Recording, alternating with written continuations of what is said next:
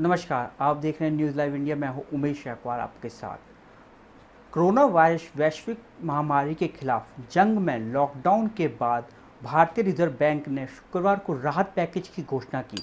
महामारी से उत्पन्न आर्थिक संकट को कम करने के लिए आरबीआई गवर्नर शक्तिकांत दास ने रिजर्व रेपो रेट में और 25 आधार अंकों की कटौती करने की घोषणा की। हालांकि रेपो रेट को यथावत रखा गया है। ताज़ा कटौती के बाद रिजर्व रेपो रेट 4% से घटकर 3.75% हो गया। अगर आसान भाषा में कहें रेपो रेट क्या होता है, तो बैंकों द्वारा अपने धन को रिजर्व बैंक के पास रखने और रिजर्व बैंक द्वारा इस जमा धन पर दिए जाने वाले ब्याज दर को रिजर्व रेपो रेट कहा जाता है। आरबीआई ने रिजर्व रेपो रेट घटाने के साथ ही कई बड़े ऐलान किए। कुछ उनकी बातें हैं जो आज हम इस वीडियो में आपको बताएंगे। मुख्य बात जो है, पूरी दुनिया में कोरोना वायरस महामारी के बीच रिजर्व बैंक ने आरबीआई गवर्नर शक्तिकांत दास ने अर्थव्यवस्था में जान फूंकने के लिए शुक्रवार को कई बड़े ऐलान किए। हम आपको ये ऐलान कुछ इस प्रकार हैं।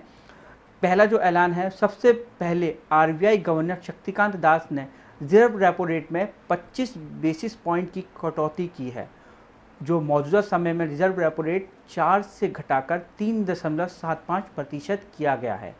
एकाएक महीने में रिजर्व रेपो रेट में दूसरी बार कटौती की गई है। हालांकि आरबीआई ने रेपो रेट और सीआरआर में कोई बदलाव नहीं किया है। जो दूसरी बड़ी बात है जो निकल के सामने आई है, वो है कैश की कमी नहीं होने दी जाएगी। ये दावा किया गया है आरबीआई की तरफ से कि कैश की कमी नहीं होने दी जाएगी। आरबीआई की ओर से 1,30,000 करोड़ रुपए की करेंसी भेजी गई है। कोरोना महामारी के प्रकोप के दौरान सामान्य कामकाज सुनिश्चित करने के लिए बैंकों, वित्तीय संस्थानों ने विशेष तैयारियां की हैं।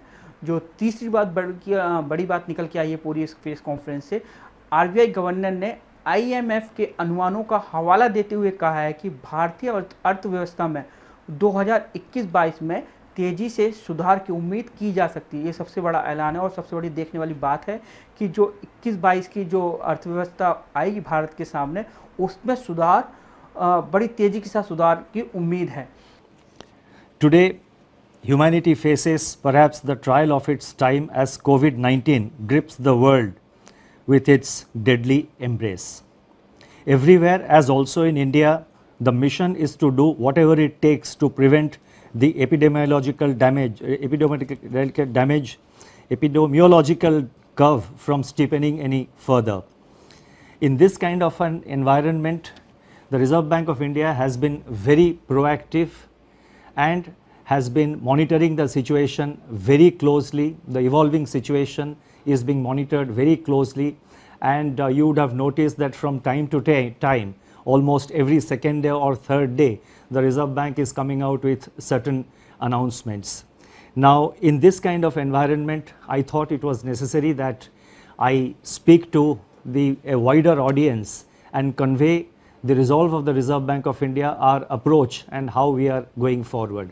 Today, I propose to make certain announcements, and the statement is a bit long, as I said last time, because I have tried to make it as self-explanatory as possible, and so that there is adequate clarity, and since we are not able to hold a press conference, the meaning and the details are conveyed to the maximum extent possible. So as I just said, everywhere, as also in India, the mission is to do whatever it takes to prevent the epidemiological curve from steepening any further.